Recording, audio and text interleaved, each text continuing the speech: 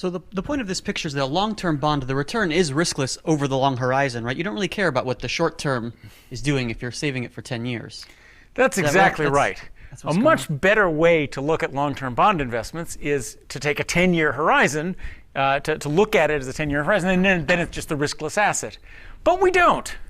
And an interesting feature, when we do this Merton-y stuff, we end up with conditional expected returns for one period equals conditional covariances with wealth and conditional covariances with state variables. What you've just said is something very, very deep. That in a world where there's time-varying information and long-horizon investors, maybe instead of looking at these things in one period risk and return, it's much simpler and a much deeper and easier way to analyze things to look over, in fact, the investment horizon of the actual investor. Maybe we shouldn't be looking. What you should do is just tear up the envelope because it's a risk-free asset, and don't even get in that argument with your wife.